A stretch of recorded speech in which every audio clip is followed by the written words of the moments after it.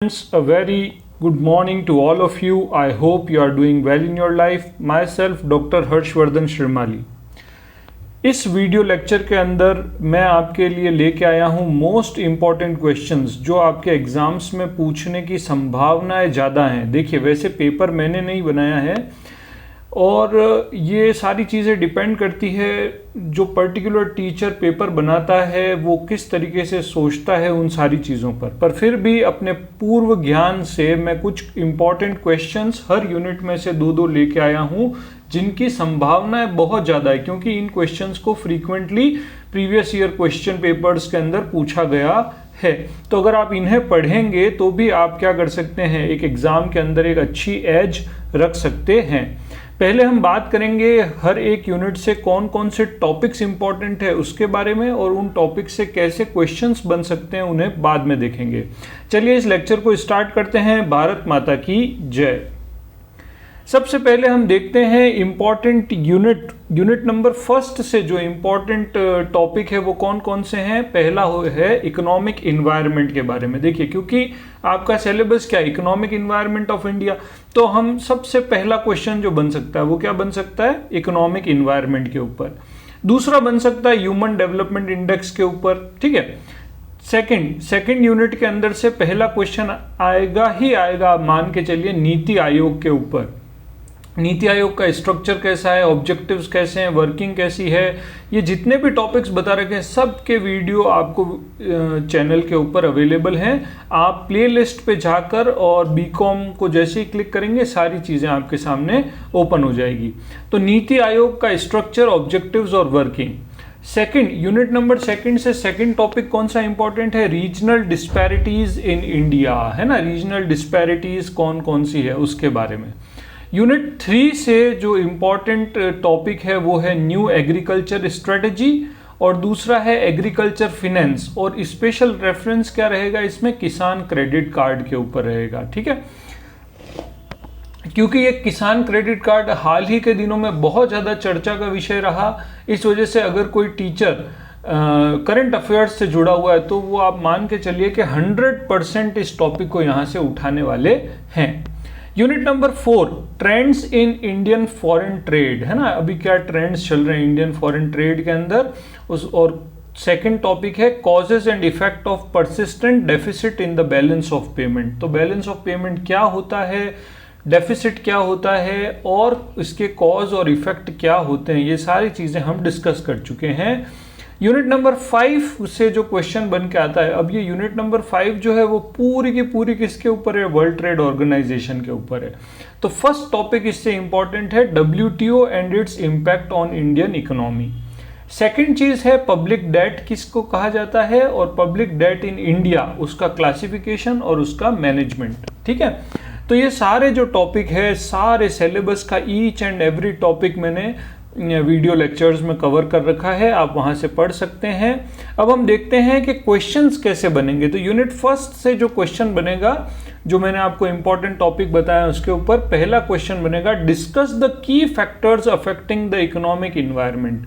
कौन कौन से ऐसे की फैक्टर्स हैं जो इकोनॉमिक इन्वायरमेंट को अफेक्ट करते हैं.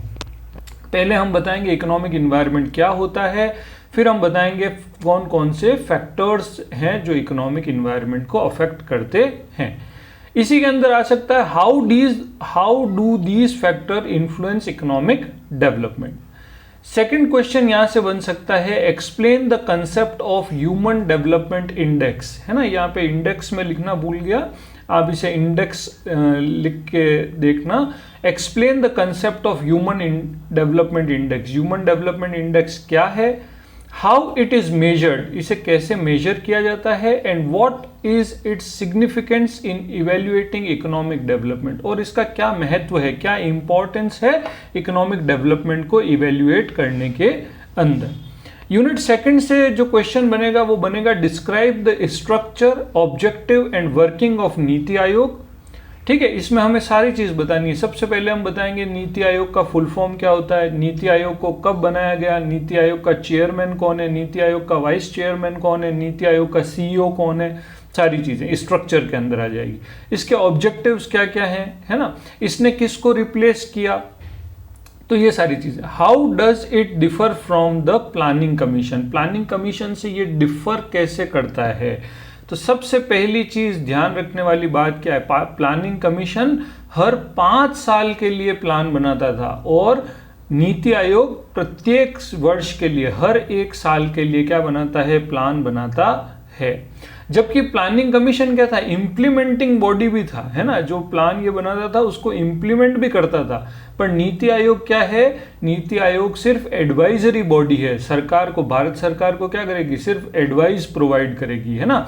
तो ये दो चीजें ध्यान में रखने वाली है। तीसरा इसमें डिफरेंस क्या है, प्लानिंग कमीशन जो था वो पूरे ऑल ओवर इंडियन प्रोस्पेक्टिव को देख के प्लान बनाता था, जबकि नीति आयोग क्या है, नीति आयोग के अंदर सारे स्टेट्स के जितने भी चीफ मिनिस्टर्स होते हैं, जितने भी गवर्नर्स होते हैं, वो भी इसके क्या होते हैं, मेंबर होते हैं। इस वजह से हर एक स्टेट को ध्यान में रखकर क्या बनाई जाती है, पर्टिकुलर प्लान्स बनाए जाते हैं। ठीक है, अब अपन देखते हैं question number 2, what is the main cause of regional disparity in India. Regional disparity का मेन कॉज क्या है, discuss the measures taken to reduce this disparities, और क्या क्या मेजर्स लिए गए हैं इस रीजनल डिस्पैरिटी को कम करने के लिए। यूनिट नंबर 3 से क्वेश्चन आएगा, what are the key features of the new agriculture strategy in India, how has it impacted agricultural growth. Second चीज, explain the role of Kisan credit card KCC in agriculture finance and how does it helps farmer manage financial risk. Question unit number 4 से question बन सकता है, discuss the recent trends in the composition and direction of India's foreign trade, how have these trends affected the economy. Question number 2 बन सकता है, what are the main causes of the persistence deficit in the India's balance of payment, analyze its effect on the economy। Unit number 5 से पहला question आएगा, discuss the impact of world trade organization on Indian economy and how has it influence India's foreign trade policies. Question number 2 बनेगा, explain the classification of public debt in India. Public debt क्या है, इसका कैसा classification है, what measures are taken for the effective management. तो ये सारे important questions हैं जहां से क्वेश्चन उठने की संभावना आप मान के चलिए बहुत ही ज़्यादा है। और अगर आप इन क्वेश्चंस को अच्छे से तैयार कर लेते हैं तो भी मैं मान के चलता हूं कि आप एग्जाम के अंदर अच्छा स्कोर कर लेंगे। अगर कोई इन क्वेश्चंस में से किसी भी क्वेश्चन में आपको कोई डाउट लगता है, कोई आंसर आपको समझ में नहीं आ रहा है, तो आप मुझे कमेंट सेक्शन में ज़रूर बताइएगा। मैं पर्टिकुलर उसके लिए आपको जो वीडियो है वो बना के भेज दूंगा। खूब अच्छे से तैयारी कीजिए, भारत माता की सेवा में लगे रहिए। मिलते हैं अगले लेक्चर के साथ। भारत माता की जय। और एक आप सबसे रिक्वेस्ट है कि अगर आपने इस चैनल को सब्सक्राइब नहीं किया है तो प्लीज़ इस चैनल को सब्सक्राइब कीजिए, ताकि मुझे मोटिवेशन मिलता है आपके लिए अच्छे वीडियोस बनाने के लिए। और जब आप एग्ज़ाम दे के आएंगे तो इसके कमेंट सेक्शन में ज़रूर बताइएगा कि यहाँ से कितने क्वेश्चन आपको मिले। चलिए, धन्यवाद।